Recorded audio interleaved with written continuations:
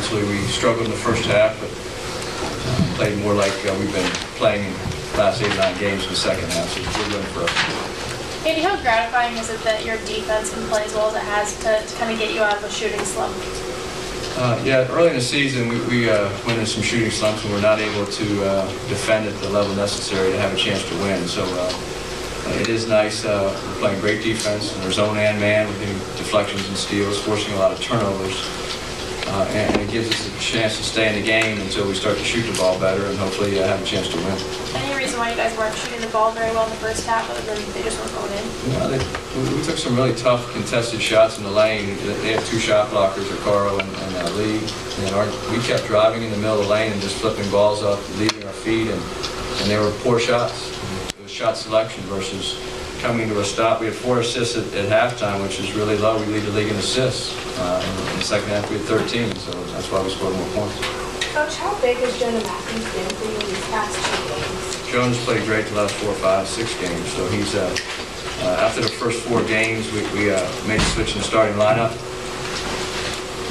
Excuse me. And since that switch, Jonah's been coming off the bench and playing terrific basketball.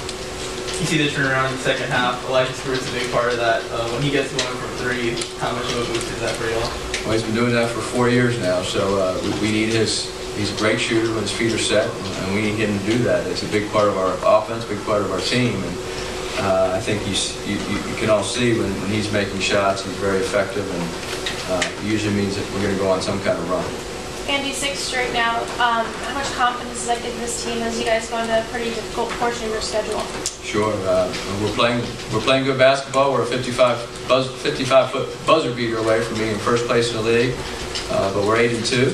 It's a compliment and a credit to our players for going on the road and already having 3 road wins in the league, and now we have to go on the road the next 3 games and try to duplicate that effort. You were saying out there Elijah heard from his family at halftime or something like that? Well, they probably text him quite a few things at halftime, but I don't let the guys get on their phone at halftime, so I was just kind of making a joke. But he did have a lot of coaches, family, friends, relatives here from all over, and it was nice for him to play well in the second half. Obviously, you had 19 points. What could you guys have done better on him? Actually had 23 points and 12 rebounds. He played great. We did force him into 5 turnovers, but he's a really good player, and we let him get too many post touches too close to the basket, and then you have to give him credit. He played a great game today. He's a very good player. How different is that for you about Coleman? I don't think much different. I think we played against Coleman up there. I think the other guys on their team come in and do a good job, and they're young, and they got some young guards that are going to be very good players. Coach, you're talking about the strength of your defense. How concerning is it with the inconsistency of your offense at times, especially in tight situations against your opponents? Which tight situation you talking about? When you're talking about the first half, how you guys are kind of taking really hard shots instead of just being patient and kind of taking better selective shots. Well, for the most part, we are playing good offense. We're leading the league in assists, and we also lead in the least amount of turnovers. We had 10 today, which is above our average. So as long as we keep taking good shots, but the first half you're referring to, we took some terrible shots. When you drive in the lane and you leave your feet and you just flip balls up, it's not a recipe for success. So we needed to do a better job in the second half. We did that.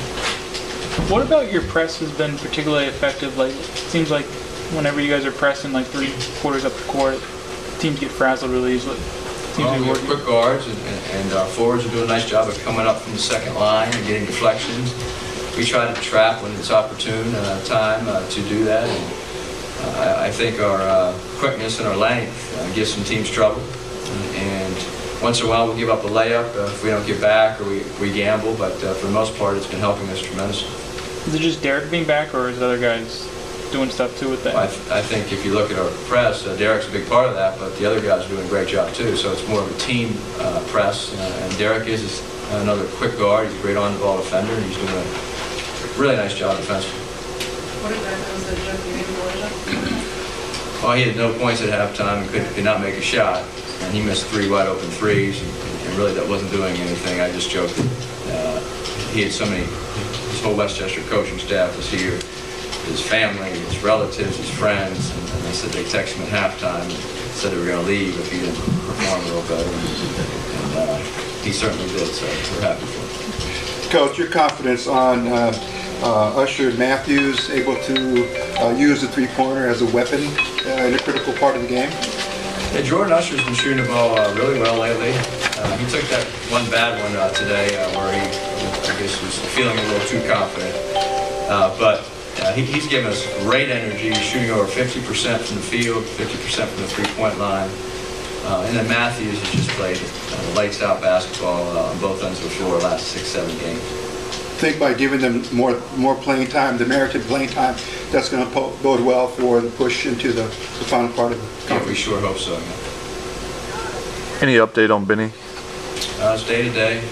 I'm sure if we were in the Final Four or National Championship, he'd play, but right now he just needs to get healthy, and we don't like to play players unless they're 100% or close to it, and they have to be able to tell us that they want to play and are able to play, and we don't want any player out there to hurt himself further or be thinking about his injury during every possession. And so he probably needs a few more days of rest, and then we'll see.